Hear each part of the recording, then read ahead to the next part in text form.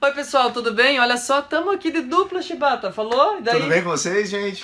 Por que estamos aqui juntos, Chibata? Vamos contar pra eles? Resolvemos juntar aqui A os nossos prova, lenda e atualidade, não é isso? programas. A prova, lenda e atualidades, vamos fazer um atualidades cultural, livros, Atualidades discos, geral, cinema. joia. Eu acho que fica muito legal. Eu e a Cláudia sempre conversamos sobre isso. Uma das principais ideias que a gente tem para as redações, seja de concurso, seja de Enem, é referências. Isso, né? é repertório, e né? Fica bem menos ter ideia. solitário Isso fazer mesmo, isso junto. isso mesmo. E pedindo pra você curtir, comentar, compartilhar, conversar com a gente, dizer principalmente, sugere aí que nome você acha que a gente deve dar para esse nosso novo programa, hein? Que é de dupla agora, que mistura os livros, que mistura as leituras com as atualidades, com o conhecimento geral, hein, Vou estar de olho lá nos comentários, hein? Coloca lá a sua ideia de nome para o nosso programa, porque a gente está meio sem ideia. Meio sem criatividade para isso, né, Chibata? Né? E o pessoal perguntou, o pessoal da prova falou, cara, qual é o nome do programa? Eu falei, não sei. Vamos perguntar para eles. O nome vai de dupla ainda, né? E olha só, pessoal, não se esqueçam de sempre pedir aí os temas, os assuntos, as ideias que vocês querem que a gente comente aqui, que a gente discuta aqui, que a gente destrinche aqui, porque a gente faz isso à medida que os programas decorrem ao longo do ano. Mandar um beijão pra todo mundo que sempre faz isso, sabe, Chibata? O pessoal vai lá e diz, ó, comenta tal coisa. A gente vem aqui, prepara com todo carinho aí todas as estruturas, os entrelaços necessários. Como preparamos o de hoje, Opa. né? Claro, as coisas vão acontecendo no mundo e todo mundo fica assim, e aí? Né? E aí, qual é, né, de estudo? A gente viu lá em Charlottesville 2 semanas atrás, isso. Né? Vamos esperar a poeira baixar, eu falei para a Cleusa, e vamos falar sobre isso, né? Um assunto muito delicado, muito espinhoso, né? Mas eu acho que também a gente tem que ser enfático na defesa de liberdade, de democracia e de saber o lado que se impor a esse lado, né? O mundo precisa muito disso, dessa confiança. Ó, nós estamos no lado certo. Do lado da democracia e da liberdade. Perfeito. Né? Pelo menos... E como é que isso funciona, aliás, e como é que isso precisa ser filtrado em termos, inclusive, de democracia. A gente separou aí 3 itens, então, para abordar direitinho, né, Chibata? Para deixar organizado. Primeiro ponto, nosso ponto de partida, o que aconteceu, o movimento de supremacia branca lá em Charlottesville. Isso. Vamos falar um pouquinho desses desdobramentos. Revisionismo histórico e o que essa expressão significa, se tem por aqui também e tal, né? E falar de argumento de autoridade, ou de onde a gente pode tirar informações confiáveis e o que faz com que essas informações sejam confiáveis. Bora lá que a gente tem bastante coisa para dizer? Vamos lá. Então, todo mundo acho que ficou sabendo, né, Chibata? Assim dizer, o pessoal que está aí como nosso público ficou sabendo desses movimentos, dessa onda de supremacia branca nos Estados Unidos e desses movimentos que procuram, não é só impor ou expor o seu ponto de vista, mas é eliminar o alheio. Né? Isso é perigoso numa democracia. Eu quero expressar minha liberdade de opinião, mas essa liberdade de opinião invoca assim, o extermínio do outro. Pois é. Né? Ou seja, dá para confundir isso com democracia? Não dá, né? Não dá. Não dá nem um pouco. O que aconteceu lá, né, e o que a gente tem que entender, assim, Estados Unidos, com relação aos discursos de ódio, ele é muito mais liberal, né? O entendimento da Suprema Corte olha isso e fala assim, ó, eu tenho que deixar o sujeito falar, mesmo que seja um discurso de ódio, porque a liberdade é ampla. Né? Você já deve ter feito um programa sobre isso, o STF entende um pouco diferente e a liberdade aqui com relação ao discurso de ódio é um pouco ou muito menor, depende do olhar, né, que você vai ter sobre essas discussões. Então isso é muito importante a gente entender, né, como que isso é no Brasil, como é nos Estados Unidos. Então todo mundo que estava ligado nesse assunto viu eles falando sobre a primeira emenda me defende e eu tenho o direito de expressar, eu quero matar negro, matar gay, matar judeu, matar todo mundo, desde que o sujeito não arranque um fio de cabelo do outro. Para os americanos, né, assim, tudo bem, eu tenho que tolerar a intolerância. É como se ele dissesse isso. Então se dissesse isso, é um voto para a liberdade. Né? No direito tem muito isso, né? Ponderações de princípios e valores, e cada nação entende de uma maneira, cada instrumento jurídico tem lá as suas diferenças. Interpretações para coisa, a gente não vai entrar aqui, mas é basicamente isso, né? A primeira pergunta que o aluno pode estar pensando, né? Como é que os caras estavam lá falando sobre aquilo? Né? Eles estavam lá, né, por uma questão legítima constitucional. Dá pra gente discutir todas as outras questões éticas, né, e morais. Mas enfim, o que aconteceu lá foi que através de um revisionismo histórico que está acontecendo nos Estados Unidos, certos estados e cidades estão retirando monumentos de ex-generais, né, da Guerra de Separação Americana, e um desses é o Robert Lee, certo? Um dos grandes chefes dos confederados americanos na Guerra do Sul contra o Norte, você deve lembrar disso. E esse sujeito, né, essa estátua, esse sujeito histórico é muito ligado ao movimento da supremacia branca. Olha, porque só. Ele lutou pela escravidão. Né? Aquela história dos 6 estados do sul que queriam se separar do resto dos Estados Unidos porque não aceitavam a abolição da escravidão. Esse ponto de revisionismo histórico, né, Shibata, é importante deixar claro para o nosso pessoal aí do outro lado, porque olha só, tem opiniões defensáveis de todo lado, né? Tem quem veja sob o ponto de vista de que sim, a história se constrói no dia a dia e aquilo que para um contexto histórico político era importante e aquela estátua deve ser deixada lá porque ela representa o que acontecia e o que era forte naquele momento e também representa uma memória coletiva para que aquilo seja pensado, repensado e talvez não repetido, né? Mas há quem diga que não, que a gente não pode dar um status de empoderamento para esses nomes, para esses símbolos, para esses bustos que aparecem. Estátua, né? Afinal, né? É uma estátua. É como que aconteceu aqui, né, Shibata? Há pouco tempo, a gente teve o nome de algumas ruas, de algumas praças no país renomeadas. Elas, nós tínhamos nomes aí de alguns generais do tempo da ditadura, né? E aí elas foram renomeadas, algumas praças, avenidas por todo o país. Isso também é revisionismo histórico. Então diz, espera lá, tem gente que vai defender, que vai dizer que sim, isso não pode ser difundido, né? Dizer assim, ó, esses nomes podem estar por aí, essas imagens podem estar por aí, como se fossem homenagens, né? E tem quem diga, olha, isso fez parte do momento histórico, então isso é a construção do momento daquele povo. Não vamos retirar a lama da história. Isso, né? Até porque ela serve pra gente olhar para ela e repensar sempre a história. Tinha isso também, né, trocando um pouco de lugar com o Monteiro Lobato. Lembra um tempo atrás? Queriam tirar os termos negrinha dos livros do Monteiro Lobato, porque imagina, o menino lá do primeiro ano vai ler aquilo e vai falar assim, pô, se o Monteiro Lobato pode falar isso, mas não é assim, né? Então é um bom argumento. Esse dá um outro programa, revisionismo histórico. Isso. Né? Mas foi por isso que a coisa pegou fogo. Que o pessoal da supremacia branca, junto com a Ku Klux Klan, né, e os neonazistas, se encontraram em Charlottesville há 2 semanas. Foi por conta disso, por conta dessa questão de revisionismo histórico. Então, fique esperto quanto a isso. E é legal acompanhar essas coisas, né, pelo emblema com que se troca, né? Eles trocaram a estátua do Lee por uma estátua de uma negra escrava amamentando uma criança, né? Então, claro que a simbologia é muito forte, né, do que se troca aí como imagem histórica.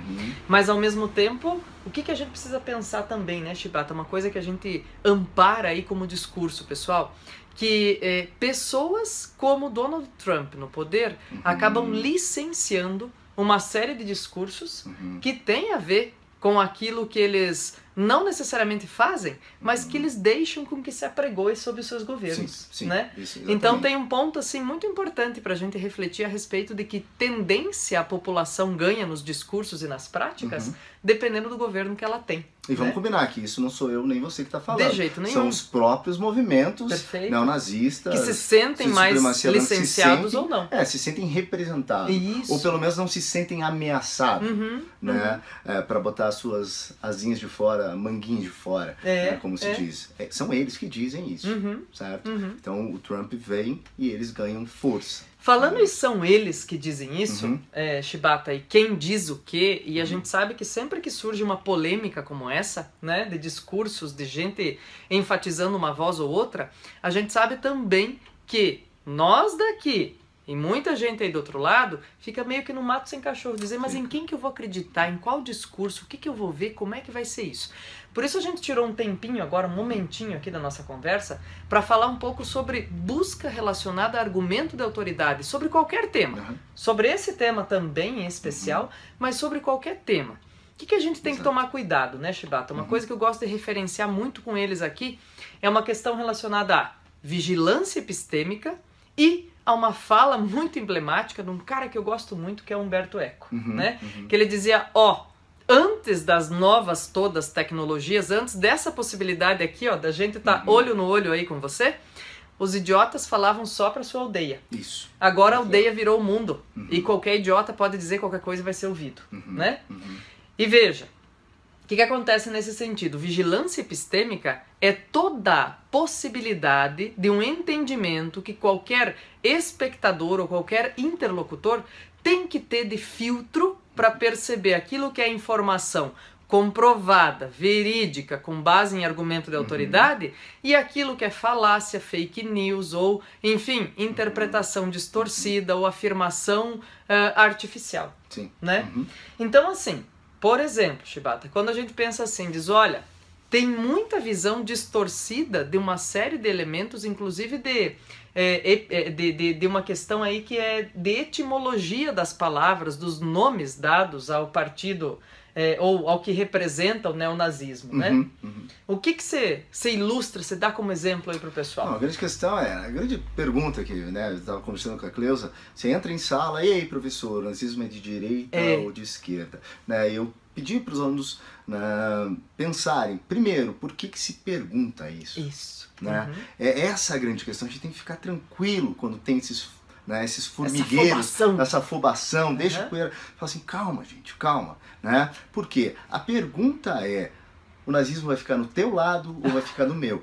Certo? Eu vou te imputar. O Hitler vai sentar com você, o capeta vai sentar contigo ou contigo. E essa resposta só beneficia o lado contrário, de que ele está sentado, obviamente. Então as pessoas não estão querendo responder realmente isso, ou não estão querendo realmente pensar sobre isso, historicamente, racionalmente. Elas estão discutindo Elas estão querendo saber de que lado elas vão destruir. Isso! E aí eu quero que ele fique com você, porque se ele, né, é da sua cor, você está frito, né? Você está desclassificado. Né? Ou se ele está do meu lado, eu estou desclassificado. E não é isso. Né? A direita ou a esquerda, como a gente vê hoje, né? A direita liberal, a direita que pensa em liberdades, ou a esquerda que pensa em liberdades, não está afim de intolerância, e nem de acoplar de sua matar imagem. Negro, de matar judeu e de matar qualquer coisa. Né? Então, independentemente do lado ideológico. É a famosa pergunta capciosa.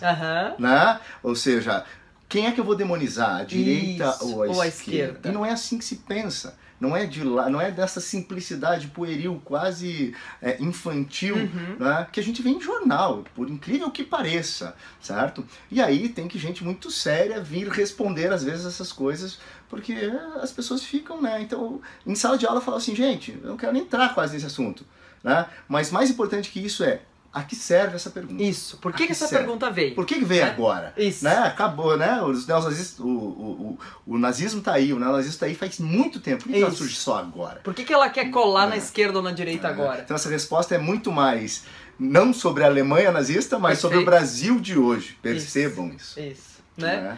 E por isso, né, Shibata, quando a gente fala em argumento de autoridade, em quem ouvir, onde procurar, a gente trouxe indicações, não é? Vamos lá, começa com a primeira indicação. É um catatal, gente. Jesus. Pra aprender as coisas não dá pra ter preguiça. Não dá, né? Olha a capinha do Hitler, essa foto aqui, fantástica. Ele adorava, né, o cachorro, o pastor alemão. E, bom, é uma biografia, uma senhora biografia, né, professor? Então, não é assim, o cara estudou pra fazer um vídeo de YouTube tipo a gente. Não. Né? O sujeito ficou provavelmente uns 20 anos debruçado. Provavelmente ficou a vida estudando pra saber o que ia dizer da melhor maneira saber possível. O que dizer. Né? Então, quando a seriedade que a gente pede não é assim, então eu vou ter que ler um livro desse inteiro pra fazer uma redação. Não. Não é isso. A questão é assim, quem está autorizado a dizer alguma coisa, né? Então muita gente reclama disso. Fala assim, não, então só o professor não sei o que, ou só tal. Não, não é isso só. Mas ouça essas pessoas. Mas é quem tem uma formação mínima para dizer algumas coisas. Pois é, porque senão não dá. É achismo, especulação. O sujeito tem que conhecer minimamente, né, o objeto que ele estudou. Perfeito. Eu me sinto bem menos autorizado do que um sujeito desse, por exemplo. A dizer alguma coisa sobre o Hitler, até porque não é minha praia. Né? E até porque eu vou falar, né, com sinceridade para você que está ouvindo, né, vá até o livro. Aí é que tá, né? Inclusive a gente pode falar da gente. Gente, esse programa é feito para quê? Para te dar orientações, repertórios iniciais para você fazer o seu estudo. O estudo é solitário, né? Intransferível, né? A Cleusa tem todos esses livros aqui, não é porque a gente comprou aqui para botar aqui para ficar bonito, né? É porque você tem que ser curioso, né? Estudar, educação é abrir, nunca é fechar. Né? Então, e é essa a nossa orientação, é essa a nossa ideia para você. E outra coisa, você trouxe mais ideias aí de livros, prof. Com a ideia da gente misturar essas questões culturais, né, vocês, é isso que faz a diferença para o candidato que quer fazer uma boa redação. Né? Você tem que ter repertório, gente. Olha e aqui lá. eu trago né? Fiquei a semana inteira pensando nessa situação, né, em Charlottesville. Porque e aí, tem muita publicação a respeito, coisa, né, Shiba? Então também é uma questão assim, alguém vai dizer, mas e o outro livro tal, o tal, todos eles servem. Mas é uma questão de escolha dentro de uma lista. Uma escolha de uma lista. Esse aqui é um livro muito querido pelos americanos, chamada Amada. Aqui, vamos deixar bem pertinho aqui, ó. Amada, da Toni Morrison. Aí, ó. Certo? Um livro que os americanos gostam, porque traz uma história super bonita, super legal, sobre o primeiro período após a escravidão. Uma ex-escrava, né, ela convive com um fantasma de uma criança que morreu, a família dela foi toda desfacelada, o marido não conseguiu sair da fazenda onde ele era escravo, então ela vai reconstruindo essa vida no meio de rancores, no meio de conversas, e a gente vai conhecendo um pouco desse lado humano, né, do final dessa história trágica. Então é um livro muito querido nos Estados Unidos, todo mundo fala sobre ele e tem uma depuração da memória. É uma depuração. Também, né, dizem que é o melhor livro sobre esse período. Olha né? só, não no sentido histórico, mas no sentido humano. Né? Porque a gente está discutindo aqui a ideia do programa de se juntar, é isso, a gente trazer a arte para conversar e para refletir os problemas que a gente tem hoje. Perfeito. Então é importante a gente voltar para esse mundo da literatura, para pensar sobre o ser humano, que esse bicho tão estranho. Né? E pensar também outras formas de repertório, né, prof? Além dos livros. Vamos falar de 2 filmes aí, que a gente estava falando antes. Vamos começar lá com O Ovo da Serpente? O Ovo da Serpente é um filme do Bergman, né? Sueco, né? O Bergman é sueco, um dos gigantes, né, do cinema. Eu revi no sábado esse filme no YouTube mesmo. Então você bate lá, O Ovo da Serpente. E ele tem essa metáfora no título, porque ele vai falar sobre o início do nazismo. Olha né? só. É a história de um judeu que tá ali meio perdido, beberrão, bem doido o sujeito, né? O protagonista do filme. Aí ele transita por Berlim, tá andando pra cá, andando pra lá, cuidando das coisas do irmão que morreu, e ele vai vendo uma animosidade crescendo, que é o nazismo chegando. Então, o ovo da serpente, do título, né, é aquilo, né? O ovo está chocando. E a serpente vai nascer. A serpente, obviamente, é um movimento nazista. Tá? Então, quando a gente pensa, né, olha que legal, você pega uma redação que o sujeito consegue falar do ovo da serpente do Bergman. Fazendo uma interligação bacana com o texto. Isso é bem legal. Com os movimentos de intolerância. Não precisa nem ser com Charlottesville, mas sobre intolerância no mundo. De maneira geral. Você vai conseguir usar. Né? E falaram isso, muita gente citou o filme. Falou sobre o filme, eu vi algumas citações nos jornais, tal. O ovo da serpente está ali. O ovo da serpente está ali. É que é uma expressão que é super usada, né, professor? Muito embora não se conheça até a referência ao filme, muita gente usa isso em muito lugar, dizendo, o ovo da serpente. Quer dizer, bom, tá ali escondidinho, uma hora é Claude. Uma hora é Claude e a serpente está solta. E a serpente tá solta, aí o bicho pega. Para todos os temas possíveis, né? E a outra é uma história americana. Conta pra nós. A história americana, um sujeito, e aí é bem a cara desses movimentos neonazistas, um sujeito jovem que é levado à crença dessa supremacia branca, essa história. É um adolescente, né, que se encantou por esses discursos, vai ser preso e aí vira uma desgraça a vida do sujeito. Né? Já é um ótimo conflito para começar a história, né? Sabe parece aquele momento de bobeira, né? Que, eu não sei se você deu uma olhada, tinha um pai falando sobre um filho nos discursos. que foi localizado, né? Pelas redes sociais, né? Isso. O pessoal começou a identificar o pessoal que estava participando dos movimentos. E teve um pai fazendo lá um meia-culpa, dizendo, nossa, que coisa. Onde foi que a gente deixou esse menino fazer isso? Eu nunca ensinei isso pro meu filho, ele diz. Eu nunca ensinei isso pro filho. Na minha casa transitavam gente de todas as raças, todos os credos. Eu nunca ensinei isso pro filho. Eu não sei de onde que ele veio. E ele fala assim, meu filho não é mais bem-vindo em casa, só será bem-vindo novamente se ele largar a violência e esses discursos de ódio. Que pesado, né? Pesadíssimo, um troço muito né? Triste. Uma história americana é por aí, né? Você pega aquela gente jovem, apesar que você tem lá de tudo, né? Claro, coroa, velhos, que são, né, famílias, gente. Eu vi, assim, famílias. Meu pai me ensinou que essa coisa de misturar o homem branco, aquele que veio da Europa para os Estados Unidos, que aqui, né, daqui fez a sua vida, esse troço tem que acabar, né? A degeneração da raça branca. Isso é uma coisa muito importante. Eu tô falando para minha filha hoje. Então, isso é uma coisa muito importante para falar que a intolerância não tem idade também. Não tem idade. Ela é ensinada, mas não tem idade, né? Infelizmente. Sim. Bom, pessoal, olha, finalizando esse nosso primeiro programa de dupla, né, Chibata? Aí, né? Massa, legal. Curte, comenta, compartilha, conversa conosco, pede sua atualidade, pede seu tema, conversa aí, dá um nome pro Dá programa. sua opinião, que tal? Nome do programa, fala o que você acha, fala assim, boa ideia vocês estarem juntos, péssima ideia vocês estarem juntos. Vai lá, a gente não vai se desgrudar do meu jeito. É legal. É bem mais divertido fazer uma de conversa assim. Tá bom? Beijo, pessoal. Valeu, boa semana. galera. Até a próxima.